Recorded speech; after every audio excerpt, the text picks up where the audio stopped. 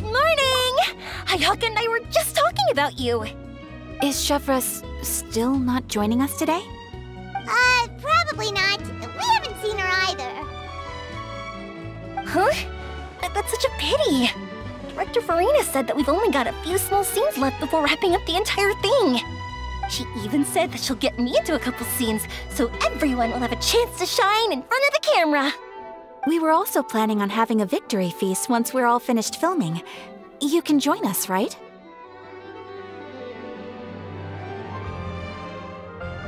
If only Chevreuse was here. I still haven't taken a photo with her. I'm afraid that can't be helped.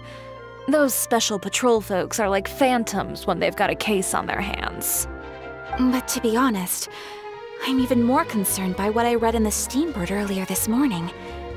It said that the killer in the murder case was none other than the author of the 2 Musketeers.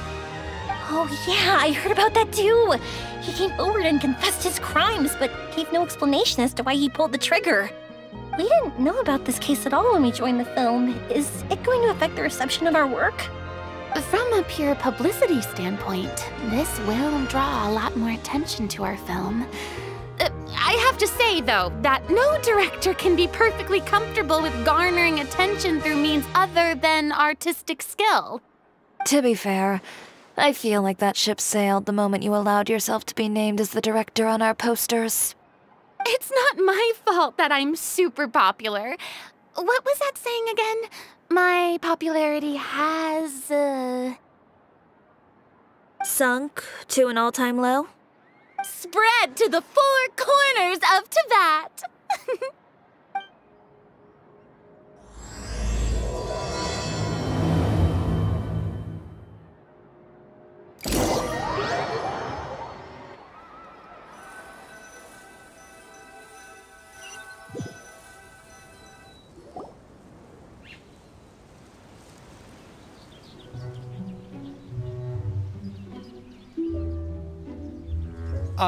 Excuse me, everyone.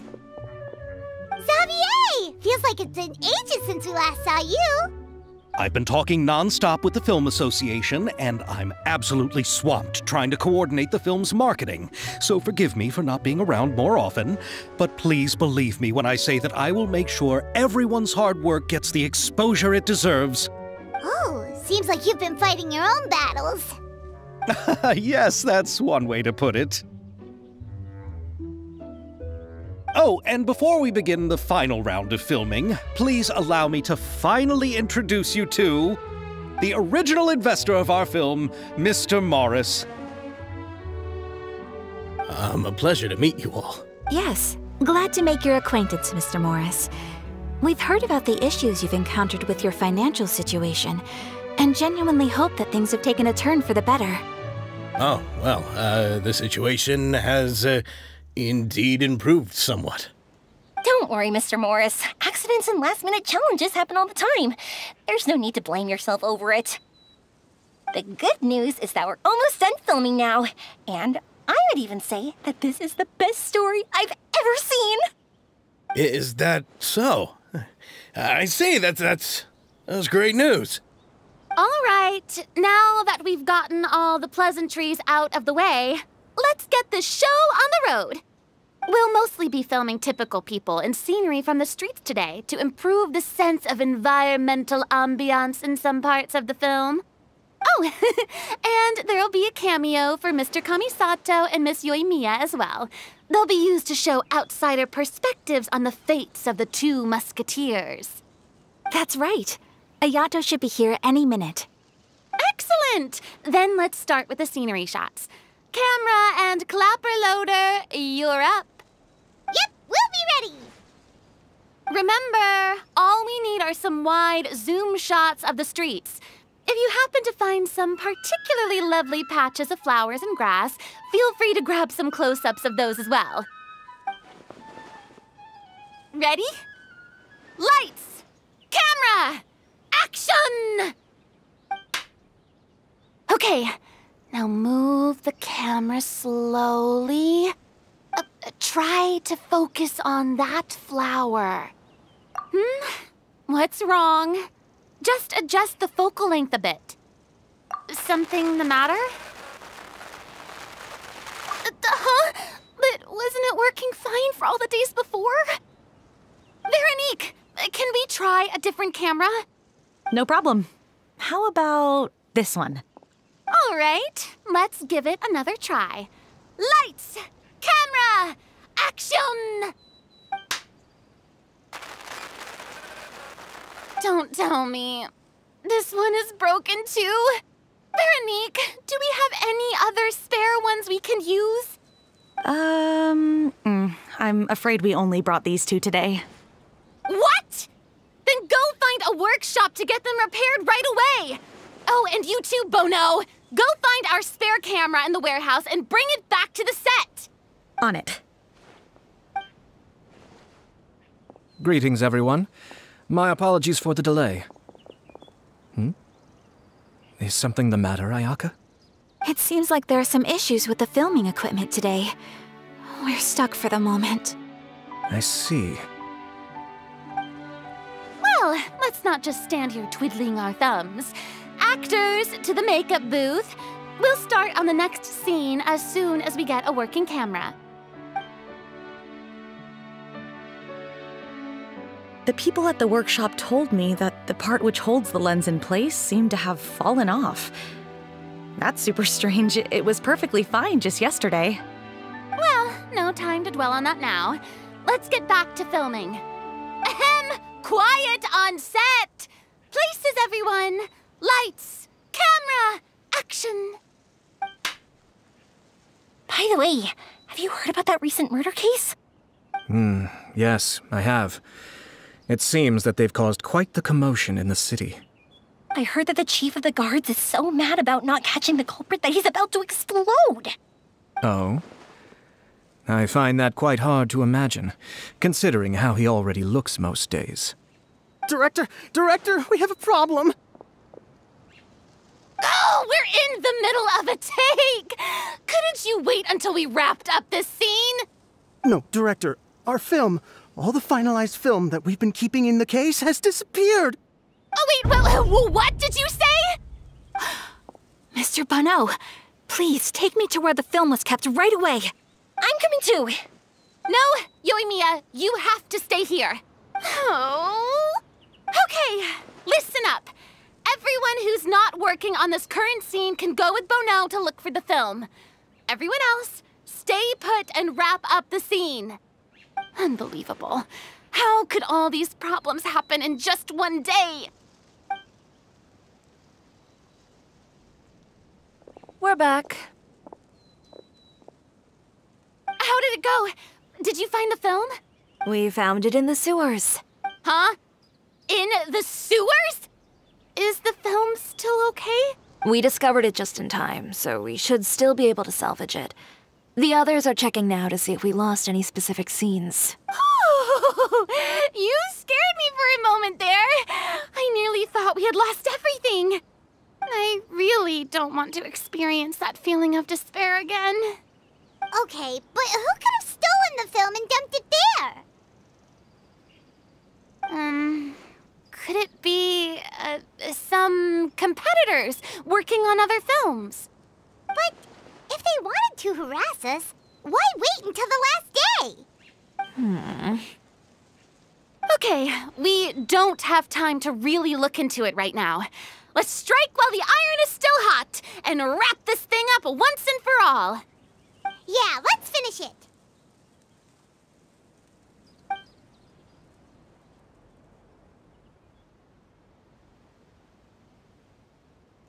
I would like to officially announce that our entry to the festival, The Two Musketeers, has now concluded filming!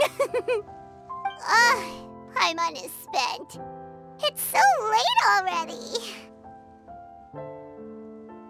Even though the filming process proved to be extremely challenging, everyone provided valuable and unique contributions to the final product. Thank you all for your dedication and support. And just like Director Furina, I would also like to extend my most heartfelt thanks to all of you. Really, you've all helped me so much. All right. right, let's save the awards speech for later, and hopefully also get some rehearsals in before the real thing. Anyway, now it's time to party! Let's all make our way to the beach and have a celebration feast so loud and fun that even the blubber beast will want in. Party, party! Paimon wants to party! Whoa, this place is hopping. Everyone's finally getting to relax after wrapping up the film. Have you ever seen a fireworks show, Mr. Morris? It's pretty amazing. I'm afraid I haven't, but I'll take your word for it.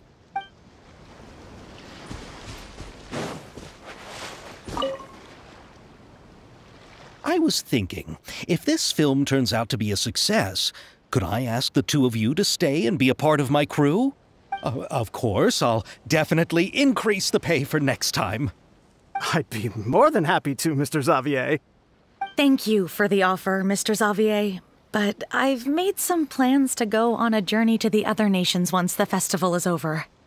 Is that so? Well, then in that case, bon voyage, Miss Veronique. Please feel free to get in touch once you've returned to Fontaine.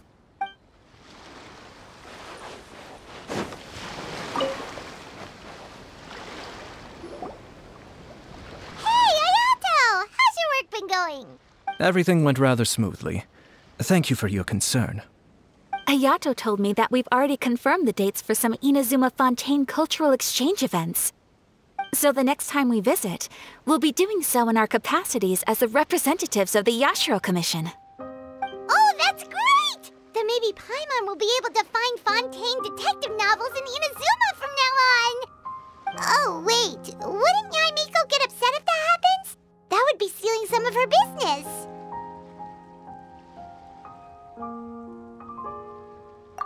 You've got a point.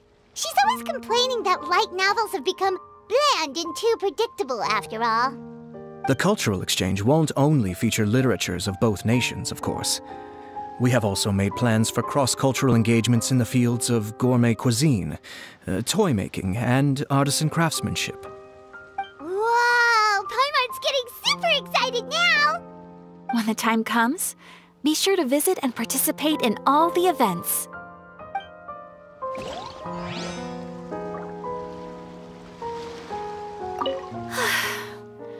I wish we could have spent some more time here. Don't worry. It won't be long before we're back again.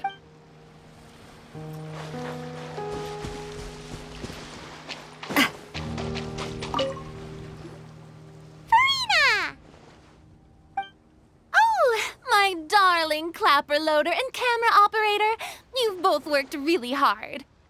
Paimon thinks you worked even harder than us. Honestly, Paimon was getting a little tired of playing with the clapperboard by the end of it. Worst of all, Paimon started having dreams of you shouting, "Lights, camera, action!" into Paimon's ears. The actual dream can't even start until you've yelled that. Hey, if anything, shouldn't I be more grand and delightful than your dreams? We've been through so much together, and that's how your brain remembers me? That's not Paimon's fault. We've just used the clapperboard too much lately. Anyway, what's most important is that we've wrapped the film.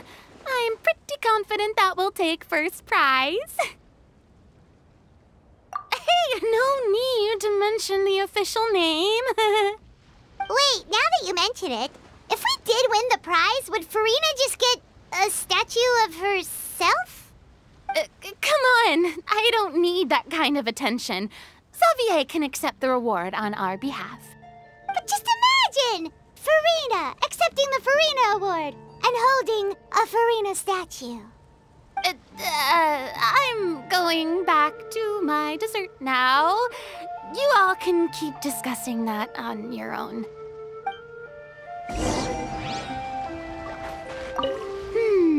What kind of dessert should I try next?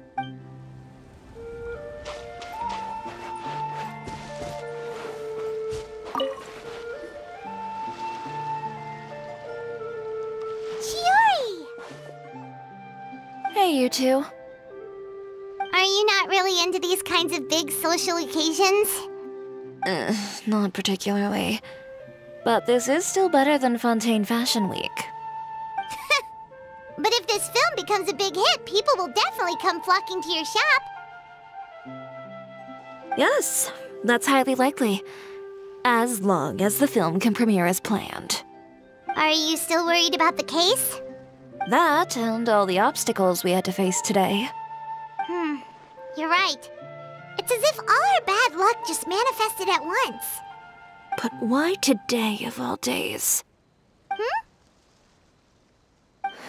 No, it's nothing. We've already delivered the film to the editors, so there should be nothing more to worry about. How are you doing, Mr. Morris? You having a good time?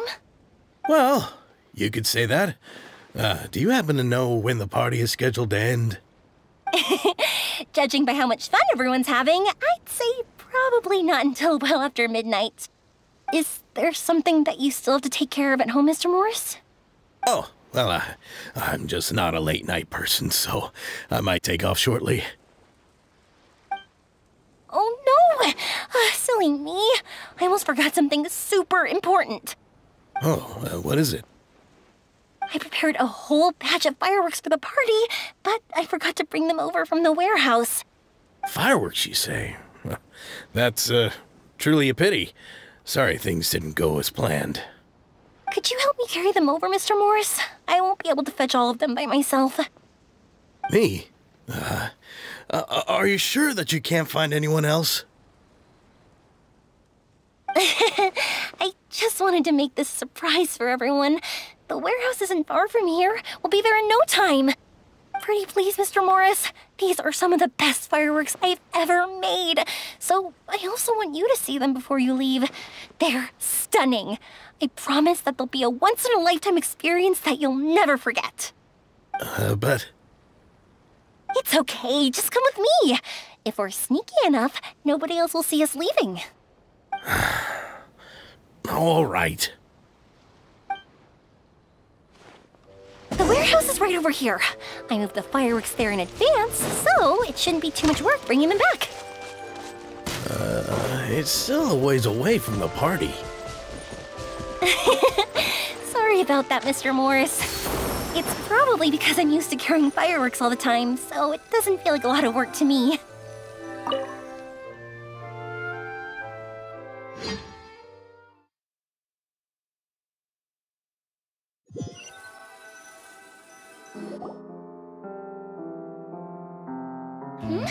It's dark in here. Wait here, Mr. Morris. I think the light switch should be somewhere over here. Why did I have to get roped into this? What was that?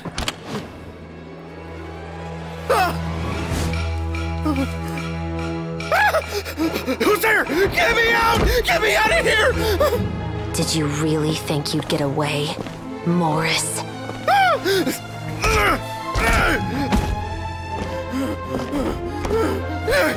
You've got the wrong guy! It wasn't me! I'm not the killer!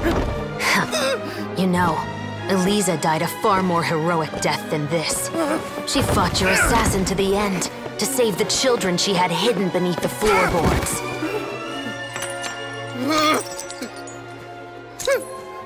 That is Eliza's pendant. The one with a photo of you two inside.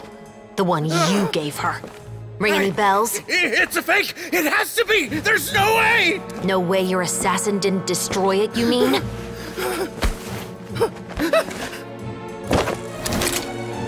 Did you ever love her, Morris?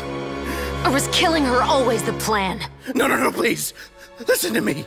I told Eliza to keep us a secret. I paid her plenty for her silence. I never thought she'd keep the child.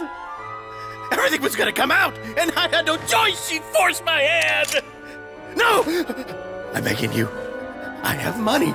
Just name your price, please. You can keep your Mora, and you can go to hell.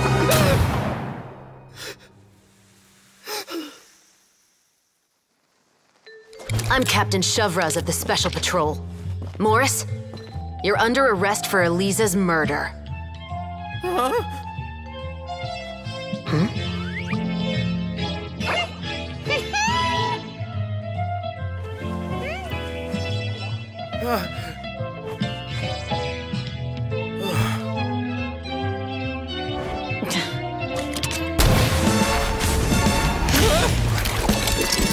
You're under arrest too, prop manager Veronique.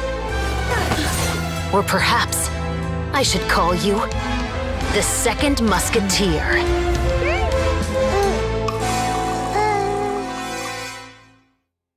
Wait, what's going on? This wasn't in the script. Drop the gun, Veronique. Why? Why would you keep me from exacting revenge on this heartless monster? Drop your weapon. This is my final warning.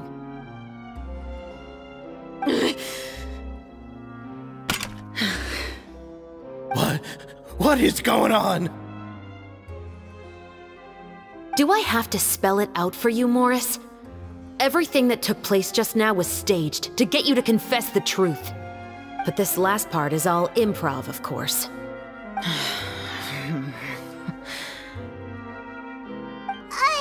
Chevreuse, you told us you wanted us to help you stage a play. You never said anything about the Second Musketeer. It's because even I had no way to confirm my theory until now. Thank you for your performance, Yoimiya. Could I trouble you to go and bring in the other Special Patrol members? They should be on standby just outside. Oh, and please tell the other cast members not to worry about us. We'll be rejoining them shortly. On it!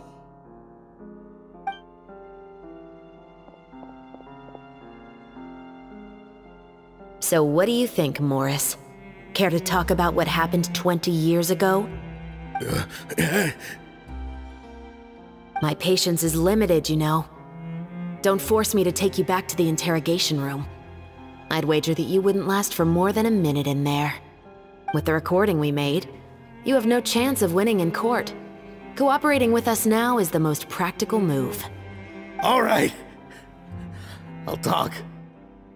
I hired an assassin to murder Elisa. She once worked as a maid on my family's estate. She was very beautiful, and after some time I fell for her. We kept our relationship a secret and carried out an affair for some time, but it wasn't long before she became pregnant. And if my parents ever found out, they would have stripped me of my inheritance and status, driven me out of my home. I also didn't expect Elisa to insist on bringing the pregnancy to term. She even asked me to leave my family and travel far, far away with her. She believed that you were truly in love with her. I didn't have a choice. I gave her a large sum of mora, told her to leave the family and to get rid of the baby. But then years later, she sent me a letter. There were photos of 2 children, and she even asked if I could find some time to visit them. Huh? 2 children? Paimon thought Baptiste was the only...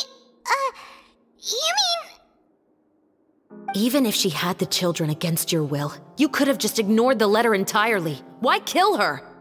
I had just gotten engaged to be married to an heiress from another wealthy family. So if anyone were to find out about Elisa, my life would be completely ruined. I didn't have a choice. No, you always had a choice. You just made the wrong choice. Again. Do you know how it feels to watch your mother be killed right in front of you? My brother and I were hardly even school age yet. We were hidden beneath the floorboards, grasping each other's hands like a lifeline. We were so terrified that we didn't even know we could ever take a breath. All we could do was to watch Mother try to fight back, and then collapse to the floor. Even after the assassin left, we were still too terrified to leave our hiding spot. We thought that he might come back. It was only until the next evening when we finally climbed out and gathered around our mother. But she had already become cold and stiff to the touch.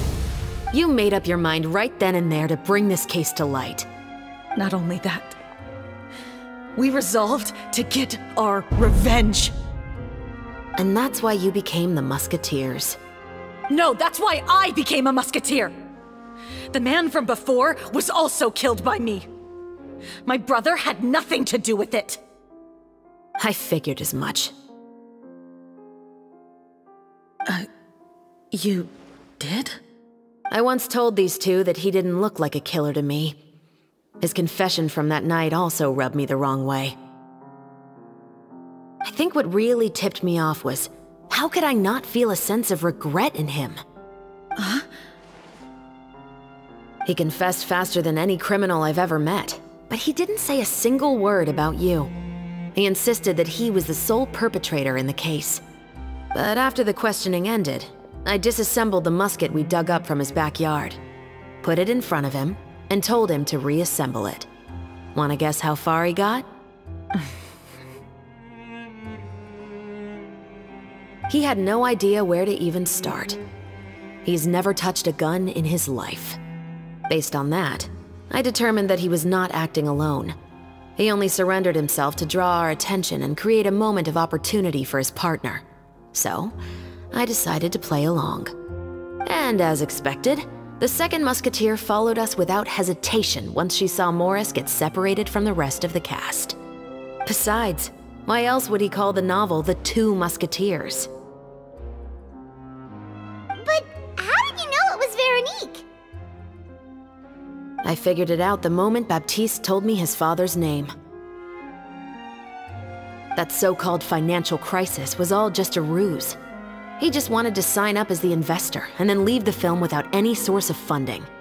After all, he has a vested interest in minimizing the reach of this story. It's really just the same thing as what he did to Eliza all those years ago. Human scum. But then Xavier pulled out all the stops and got the film made against all odds. Morris couldn't have that.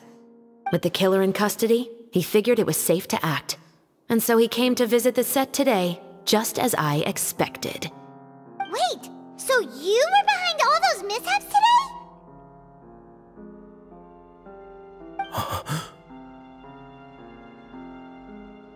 As for the identity of the second musketeer, I assumed they'd probably stay close to Morris and look for an opening. And if they already knew that Morris was the film's investor, then that narrowed the list of potential suspects as well. Furthermore, being the props manager would allow the culprit to avoid scrutiny by purchasing mechanical parts in the name of the crew. With that hypothesis in mind, I went back to check Baptiste's orphanage adoption records. Guess whose name I saw on the same page, just a few lines from his. My brother. He trusted you. As in, he trusted me to perform the deed on his behalf? He trusted you to stand on the side of justice. I am. I thought you could do it as well. Oh, the look on your face when you told him to go to hell. I really thought you'd put a bullet in his brain. You know what he has done. Are you telling me that you'd rather see him spend the rest of his life living like a king in the fortress of Meripede? I will never be able to forget the feeling of my mother's cold, lifeless hands. And you would call this ending fair? Is this what you call justice? I won't lie, Veronique. I did hesitate when your brother first told me about the truth. I wondered. I agonized over whether I should really put a bullet in his head. So why don't you? Because that should never be how justice is carried out in this world. Perhaps, to you, justice is simply reciprocated. An eye for an eye, and a life for a life. But everyone has their own understanding of justice. If everyone were to pursue their own definition of it, there would be no more order in this world. Today, you'll kill Morris, and tomorrow, his children may come for you. The world cannot render judgments based on a desire for revenge. That will only lead to a cycle of revenge, as well as the destruction of order and civilized society. Fontaine is founded on a set of laws and a standardized code of justice. That is why we are the nation of justice. But with all that said, I will promise you this. Morris will not lead a cushy life in the fortress of Meripede. Chevreuse, the rest of the special patrol is here. Thank you so much, Yoimiya. Letelier, Terena, please take them away.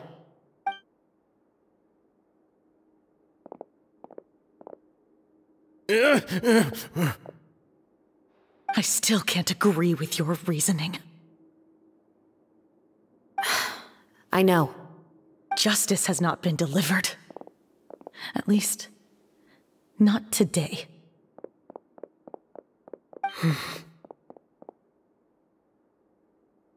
Chevreuse. Let's go. We should give an explanation to the crew. Thank you for your concern. I'm fine. I'm just thinking about the things in life that have driven people to take justice into their own hands.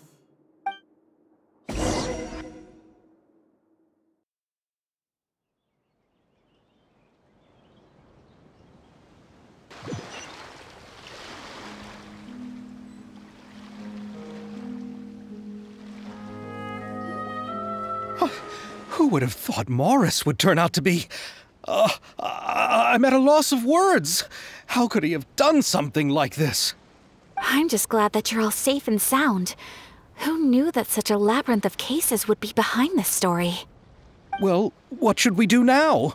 We have a finished film, of course, but should we still go ahead with the premiere? What do you mean? Shouldn't you be even more motivated to spread the word now that you've learned the truth? Chiori is right.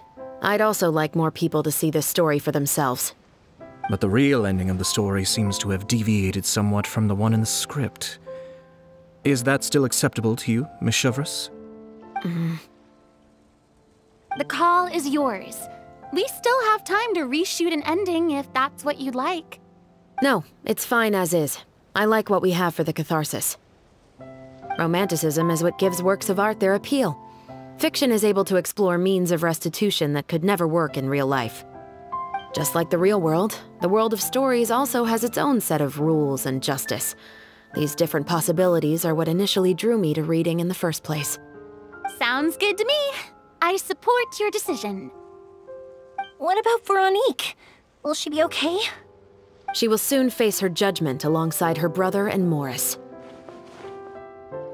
If I had to guess, they'll probably all be sent to the fortress of Meripede. I'll make sure to give Risley a heads up about it. Oh, you mean that kind of heads up? Exactly. Ahem. All right, then the matter's settled.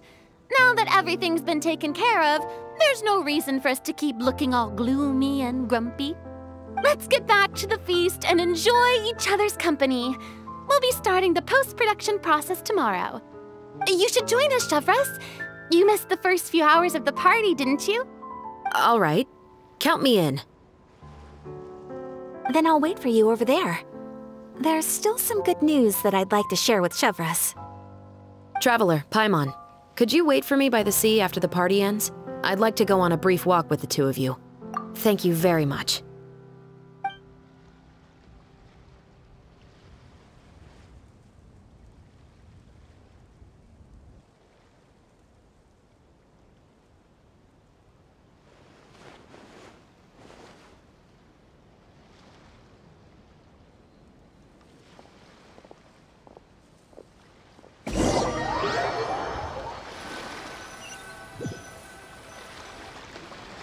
Sorry for the wait. Oh, we weren't waiting long at all. Is there something else you wanted to tell us? No, I don't have anything new to share. I just felt that since you were my investigation partners, I should have another conversation with the two of you.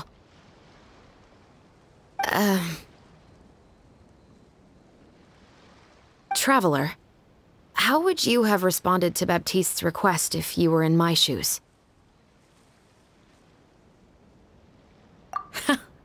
Just like the protagonist of the story, huh? Can't say it doesn't suit you. When I was young, my father often took me here to swim. We'd come rain or shine, even when it was freezing cold. He told me that swimming was the best activity to train one's strength of will. You could never give up before reaching the shore, especially when the water was cold. Oh? Why's that? Because the moment you give up would be the moment you die. At that point, I still hadn't received my vision. One winter, the chilly wind felt almost like knives on my skin, and the seawater was so frigid that it numbed my toes the moment I stepped in. I cried and begged my father to spare me from having to swim across, but he wouldn't listen. He used to be a member of the Special Patrol as well. You could say it was his way of educating his children. That sounds awful. When he saw that I wouldn't stop crying, he just picked me up and tossed me into the icy water. The bone-chilling cold took away my senses. I couldn't feel anything but fear and rage. I waited for my father to save me, but one look and I knew he'd already started swimming for the opposite shore. I realized that if I were to give up, I really would die right then and there. I used all of my strength to try and catch up to my father. Those few minutes felt longer than my whole life up until that point. I did, however, make it to the other side. I've never felt afraid about anything in my life after that, nor have I ever cried again. That way of teaching would have never worked on Paimon. Yeah, I don't think that was the right method for anyone. It's just that, working now as I am in the pursuit of justice, I still sometimes feel like I've been tossed into that winter sea all over again. The anger and the helplessness. Chevreuse. But the worse I feel, the more I know to never give up. The alternative would be to forever lose myself among the waves. Anyway, how about a race? Neither of us will drown, but we can still see who swims faster. You guys go ahead! Paimon will grab the clapperboard to mark the start of the race.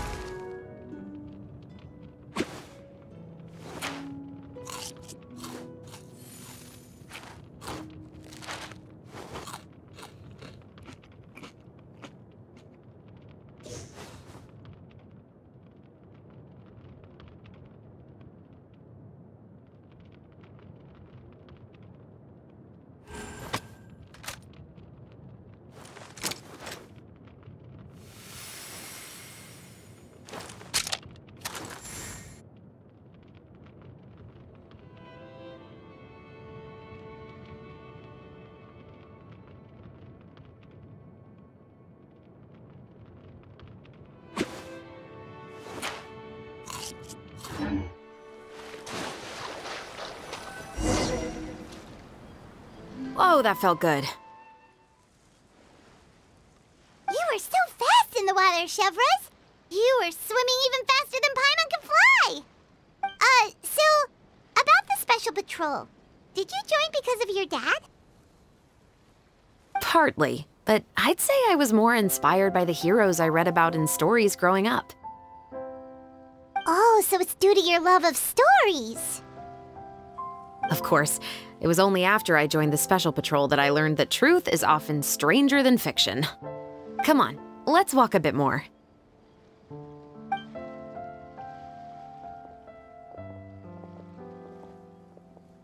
To be honest, I do sometimes question whether the decisions I make are the right ones.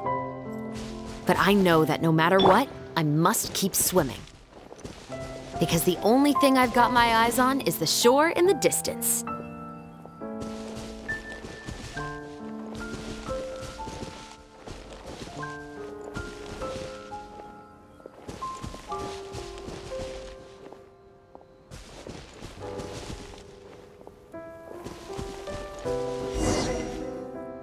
Thank you for coming on this walk with me. I feel a lot better after getting all that off my chest. Huh. We're nearly back at Baptiste's house. Huh. You're right. I didn't realize we were so close. He really did plant a lot of flowers. It's just like how he described it in the story. Huh? Wait. Paimon, Traveler, look! The rainbow roses in the garden. They're in full bloom now.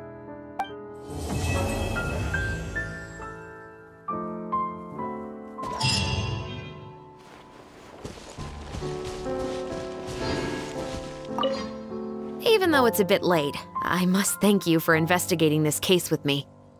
Not on behalf of the Special Patrol this time. It's a personal expression of gratitude from yours truly. Oh, you want to hear more about my father? To be honest, I didn't spend that much time with him. He was always busy with the Special Patrol, so he would often return home really late at night. Some nights, he didn't come home at all. Once, he didn't come home for a long time, maybe a whole week or so. When I went out to buy food, I learned that he had become a criminal. And by extension, that made me a criminal's daughter. But we can talk about that another day. I actually have a lot of sympathy for Veronique and Baptiste. I can understand the hatred they feel for their father. But that doesn't mean I'll allow them to walk the path of evil, even if it might lead to another sense of justice. Films are different from the real world.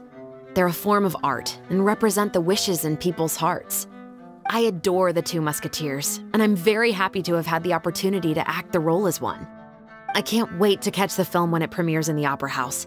I'm looking forward to seeing the audience's reaction to the climactic ending. Thank you for looking out for me.